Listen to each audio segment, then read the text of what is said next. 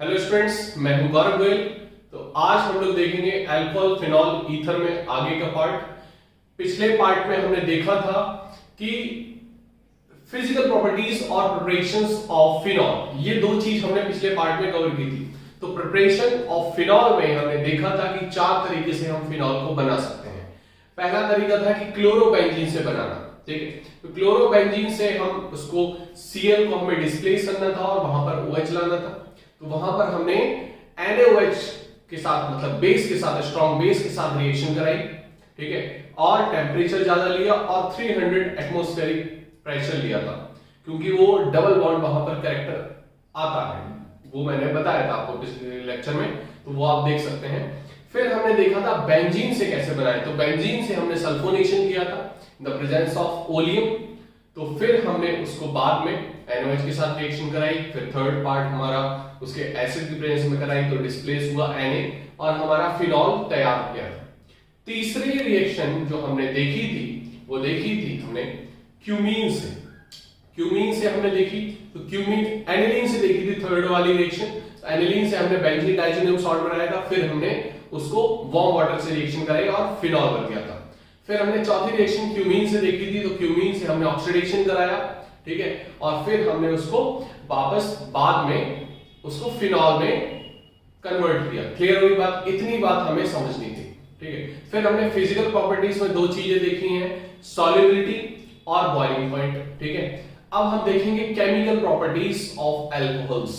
आज का टॉपिक है केमिकल प्रॉपर्टीज ऑफ अल्कोहल। तो केमिकल प्रॉपर्टीज में हम इसको केमिकल नेचर इसका समझेंगे कि केमिकल नेचर क्या है अल्कोहल का, ठीक है। क्लियर हुई बात कि नहीं? तो सबसे पहले हम केमिकल प्रॉपर्टीज ऑफ अल्कोहल्स में देखते हैं। तो अल्कोहल बेसिकली क्या है कि ROH, ठीक है। यहां पर इसको समझना थोड़ा सा कि इसको बेसिकली बॉन्डिंग किस टाइप की है। तो यहां पर जो ROH है, यहां पर ये दोनों तरीके से बॉन्ड तोड़ सकता है। एक तो OH वाला बॉन्ड तोड़ सकता है, दूसरा ये कार्बन ऑक्सीजन का भी बॉन्ड तोड़ सकता है, ठीक है। ये दोनों बॉन्ड ब्रेक हो सकते हैं, इसीलिए इसको वर्सेटाइल बोलते हैं। क्या बोलते हैं? वर्सेटाइल। वर्सेटाइल क्या होता है? जो मतलब दो नेचर शो करता है, मतलब वो एसिडिक नेचर भी शो करेगा। अगर ये वाला बॉन्ड टूटा तो H+ देगा, ठीक है। तो एसिडिक नेचर शो किया इसने, ठीक है। अगर ये वाला CO वाला बॉन्ड टूटा तो यहां पर OH देगा, मतलब बेसिक नेचर भी शो करेगा। क्लियर हुई बात करें? तो इसीलिए अल्कोहल्स हमारा वर्सेटाइल नेचर का होता है। तो केमिकल प्रॉपर्टीज में देखना होता है कि अल्कोहल, जिसकी हम पढ़ रहे हैं, अल्कोहल की पढ़ रहे हैं, तो अल्कोहल दूसरे रिएजेंट के साथ किस तरीके से बिहेव करता है, क्या प्रोडक्ट देता है, किस तरीके से उसकी रिएक्शंस होंगी, ठीक है। तो ये सारी चीज हमें देखनी होती है। तो अल्कोहल हमारा वर्सेटाइल नेचर है, ठीक है। वर्सेटाइल नेचर शो करता है। वर्सेटाइल नेचर समझ गए हो कि ये कभी डिपेंड करता है कि अटैकिंग ग्रुप है, तो यहां पर वो OH वाला बॉन्ड भी टूट सकता है और CO वाला बॉन्ड भी टूट सकता है। क्लियर हुई बात नहीं? तो सबसे पहले हम देखेंगे कि OH वाला बॉन्ड तोड़ने पर, ठीक है, chemical properties, chemical reaction of alcohol on breaking OH bond. कौन सा बॉन्ड? OH bond. क्लियर होगा कि नहीं? OH बॉन्ड, ठीक है।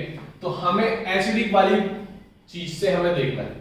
अब यहां पर एक चीज देखना, इसमें सबसे इंपॉर्टेंट जो रिएक्शन आती है कि अल्कोहल, जब अल्कोहल हमारा किसी मेटल के साथ रिएक्ट करेगा, क्या करेगा? किसी मेटल के साथ रिएक्शन करेगा, तो बनाएगा क्या?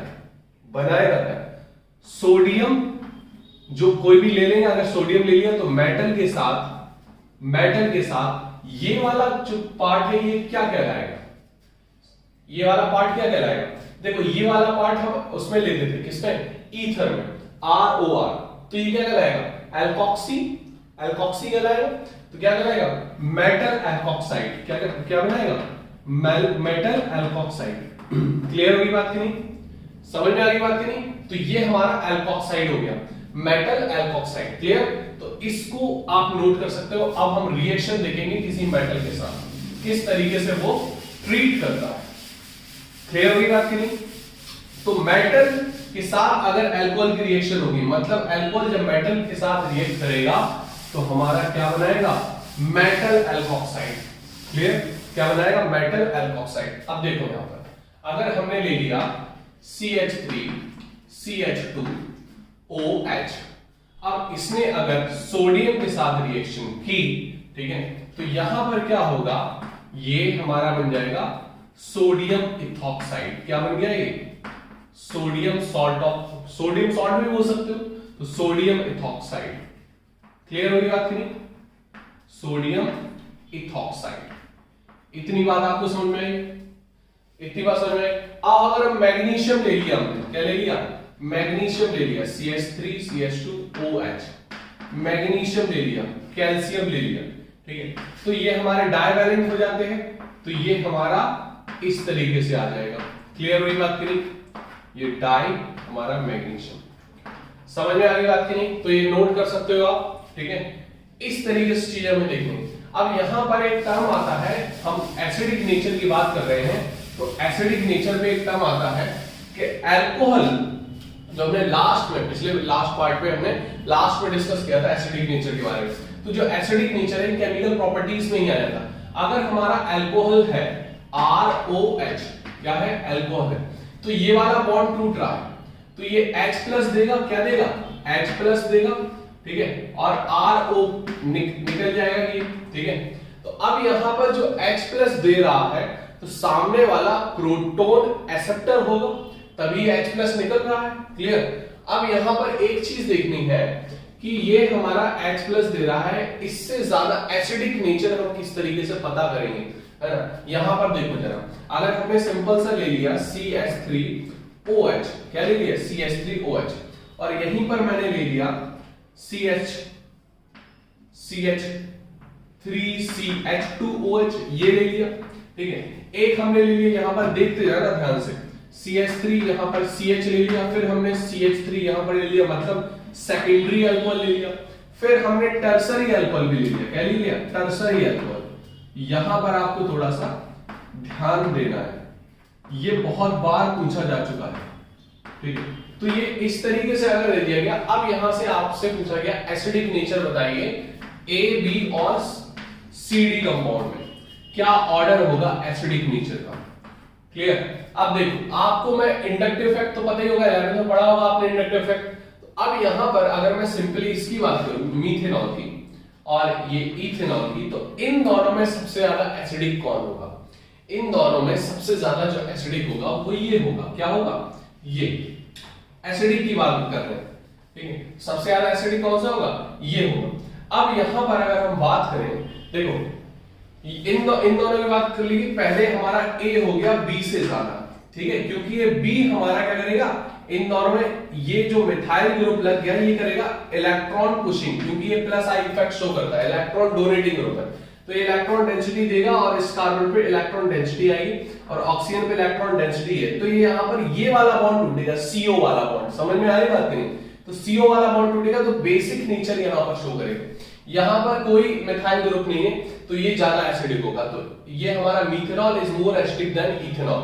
अगर यहां पर बात करें इन दोनों में, तो यहां पर फिर इलेक्ट्रॉन डेंसिटी बढ़ रही है ना, इलेक्ट्रॉन डेंसिटी क्या हो रही है? बढ़ रही है।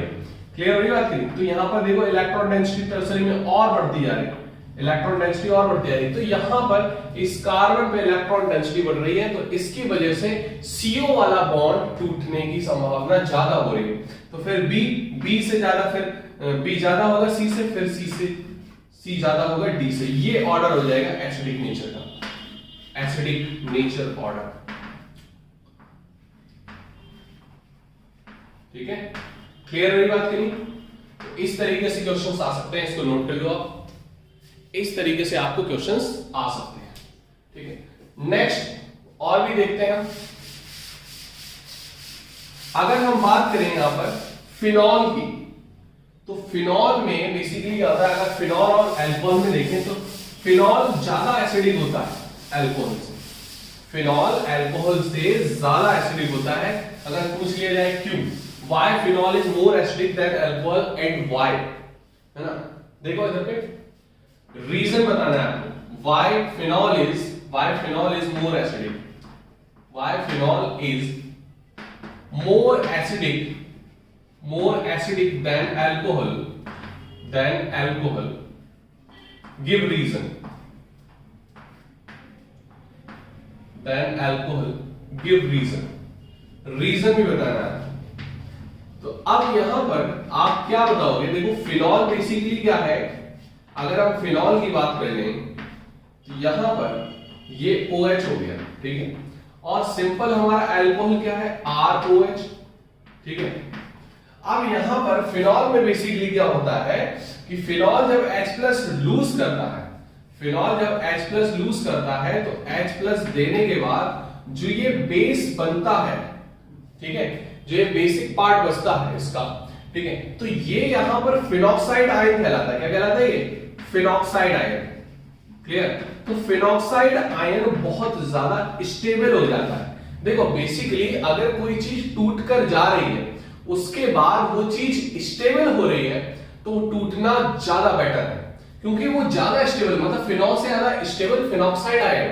अब इस वजह से ये नेगेटिव आ गया, तो यहां पर हो गया कंजुगेशन की वजह से यहां पर ये रेजोनेंस काम करेगा, ठीक है, रेजोनेंस काम करेगा। अगर हम इसके रेजोनेटिंग स्ट्रक्चर देखें तो 5 रेजोनेटिंग स्ट्रक्चर बनेंगे।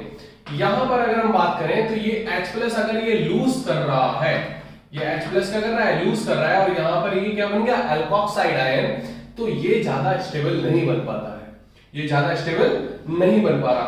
और अगर हम अल्कोक्साइड की आयन की बात करें तो प्राइमरी, सेकेंडरी और टर्सरी, तो प्राइमरी ज्यादा स्टेबल होगा, क्योंकि जितना ज्यादा इलेक्ट्रॉन डेंसिटी अगर बढ़ती गई, ठीक है, कार्बन पे ड्यू टू इंडक्टिव इफेक्ट। अगर देखो यहां पर अगर हम बात करें CH3 CH2O नेगेटिव, ठीक है, इसकी बात कर ले। अगर हम बात कर ले CH3 और O नेगेटिव, इसकी बात कर ले, और हम इसकी बात कर ले CH3 CH3 और यहां पर CH3 और O नेगेटिव, तो यहां पर ये अनस्टेबिलिटी बढ़ती जा रही है। अगर हम एक पहले की बात करें, दूसरी की बात करें और तीसरी की बात करें, तो तीसरा सबसे कम स्टेबल है। First is more stable than second than third. समझ में आ रही बात की नहीं? क्लियर हो गई बात की नहीं? तो यहां पर इस तरीके से देख सकते हैं स्टेबिलिटी ऑर्डर। क्लियर हो गई बात की नहीं? अगर स्टेबिलिटी का ऑर्डर देखना है तो यहां से देख सकते हैं। तो ये फिनॉक्साइड आयन ज्यादा स्टेबल बन जाता है जब H+ लूज करता है। यहां पर अल्कोहल नहीं बन पा रहा है, क्योंकि ये पूरा का पूरा इंडक्टिव इफेक्ट शो करेगा। तो ये इंडक्टिव इफेक्ट शो करेगा, यहां पर इलेक्ट्रॉन डेंसिटी बढ़ रही है, तो ये रिपल्शन होगा, ये स्टेबल नहीं हो रहा। ये क्या हो रहा है? रिपल्शन। यहां पर ऑक्सीजन का जो नेगेटिव है कहीं से न्यूट्रलाइज नहीं हो रहा। हां, अगर यहां पर इलेक्ट्रॉन विड्रॉइंग ग्रुप लग जाता है तो ये इलेक्ट्रॉन डेंसिटी ऑक्सीजन की कम हो सकती है। यहां पर ये रेजोनेंस की वजह से ये स्टेबल बन रहा है। तो इसीलिए फिनॉल ज्यादा स्टेबल होता है, ज्यादा एसिडिक होता है कंपेयर टू अल्कोहल। रीजन क्या बताओगे आप कि after losing H+ by phenol it form a phenoxide ion which is more stable due to resonance, ठीक है। तो that's why phenol is more acidic than alcohol। और अल्कोहल का जो हमारा कंजुगेटेड आयन बनता है वो हमारा इतना स्टेबलाइज नहीं हो पाता है। क्लियर? तो इस तरीके से आप रीजन बता सकते हो, ठीक है। अब हम नेक्स्ट थोड़ा इसका रेजोनेटिंग स्ट्रक्चर और देख लेते हैं फिनॉल के, क्योंकि ये बहुत बार पूछा गया है आपका, और किस तरीके से ये फॉर्म करते हैं, किस तरीके से बनाते हैं, ये भी आपको थोड़ा सीखना है, ठीक है। आपने वैसे अगर 11th में पढ़ा होगा रेजोनेंस, तो वहां पर आपने फिनॉल के रेजोनेटिंग स्ट्रक्चर्स बनाए होंगे, ठीक है।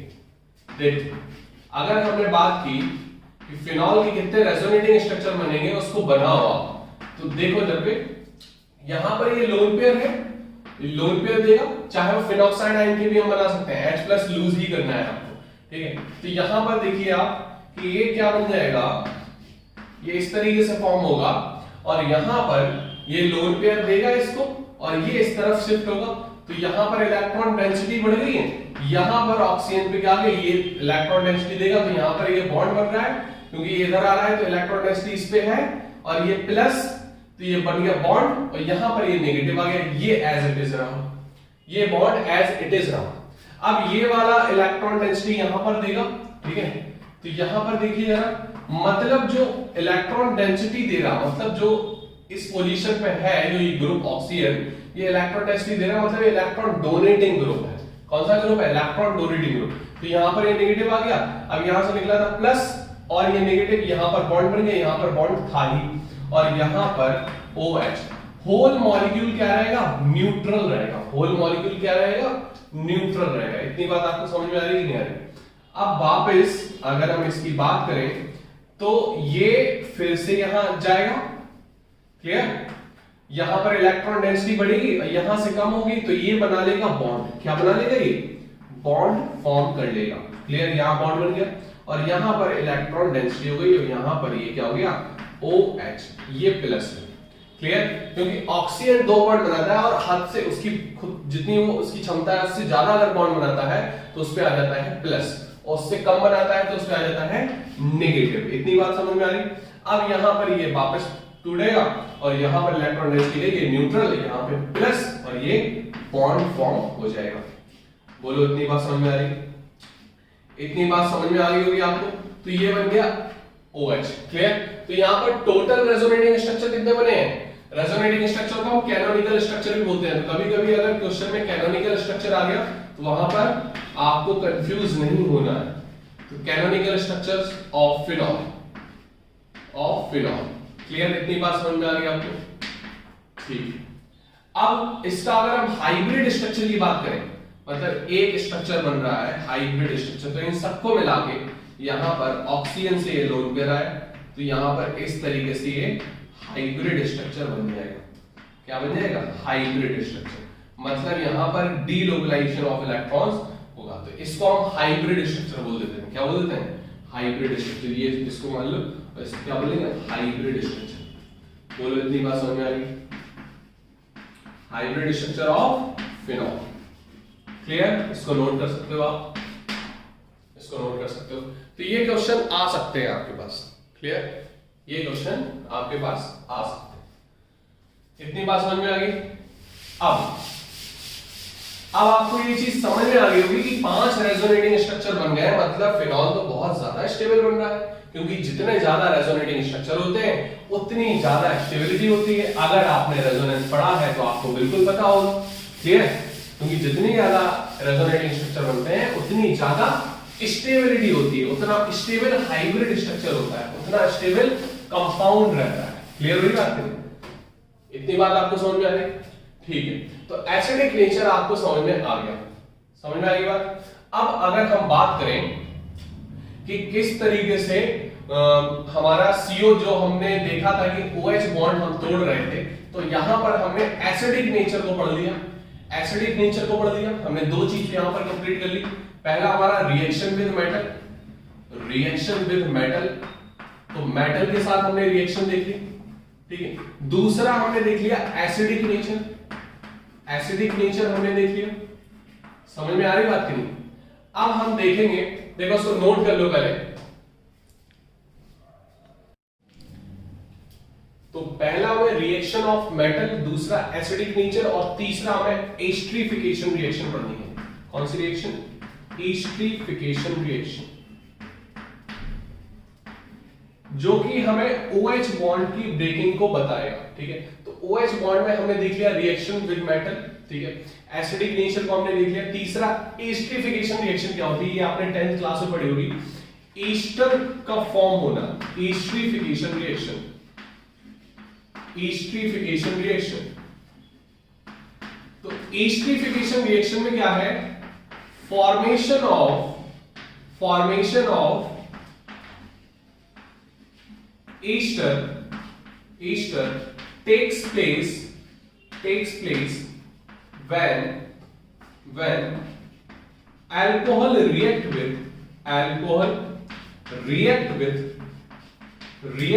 carboxylic acid। इतनी बात आपको समझ में आ रही? कार्बोक्सिलिक एसिड, जब कार्बोक्सिलिक एसिड की रिएक्शन अल्कोहल के साथ होगी तो हमारा क्या बनेगा? एस्टरीफिकेशन रिएक्शन होगी, मतलब ईस्टर फॉर्म होगा। इतनी बात आपको समझ में आ रही? ठीक है। अब देखो यहां पर, अब हमें देखना है कि किस तरीके से ईस्टर फॉर्म होगा, किस तरीके से ईस्टर बनेगा। क्लियर? ईस्टर आपको पता होगा कि खुशबूदार कंपाउंड होता है, बहुत अच्छी स्मेल आती है ईस्टर से। ईस्टर हमारा परफ्यूम में यूज होता है।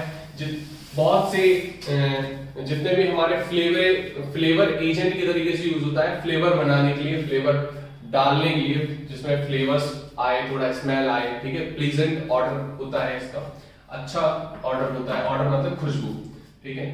इस ऑर्डर की स्पेलिंग होती है ODOUR, that is means smell, ठीक है। अब देखो यहां पर, इधर देखो एक चीज, अगर हमने अल्कोहल ले लिया, हमने ले लिया इथेनॉल, क्या ले लिया? इथेनॉल, इतनी बात आपको समझ में आ रही। और हमने ले लिया एसिड, कार्बोक्सिलिक एसिड, क्या ले लिया? Carboxylic acid, clear. अब यहां पर हमने एसिड कैटलिस्ट लिया, एसिड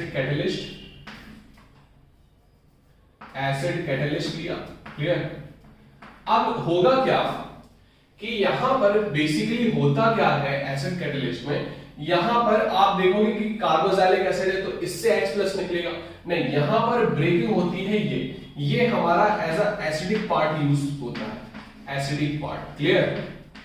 समझ में आ रही बात की? और कार्बोक्सिलिक एसिड अच्छा एसिड है, लेकिन यहां पर ये वाला बॉन्ड टूटता है। कौन सा बॉन्ड? ये वाला। ये जाकर अटैक करता है किस पे? इस पे। इतनी बात आपको समझ में आ रही? ये जाकर अटैक करता है। अब यहां पर देखना बनता क्या है, CH3C डबल बॉन्ड O, और ये बन गया O, CH2 और ये CH3। तो ये क्या बन गया हमारा? कार्बोक्सिलिक एसिड फॉर्म हो गया। क्लियर हुई बात नहीं? ये क्या बन गया? Carboxylic acid. अब OH और H निकला था तो वाटर फॉर्म होगा। ये बेसिकली जो भी एस्टरिफिकेशन रिएक्शन होती है, ये होती है रिवर्सिबल। कैसी होती है? Reversible, clear. मतलब ये वापस ये फॉर्म होता है, क्लियर। तो ये हमारा ईस्टर है। ईस्टर का फॉर्मूला क्या होता है? RC डबल बॉन्ड OR, ठीक है। और यहां पर ये R डैश है, ये R अलग है, ये मिथाइल है, वो इथाइल है, और यहां पर R is dash is greater than R, ठीक है। तो ये वाला हमने ईस्टर बनाया। तो यहां पर डिपेंड करता है कि ईस्टर आपको कौन सा कितने कार्बन का बनाना है। क्लियर हो गया थोड़ी?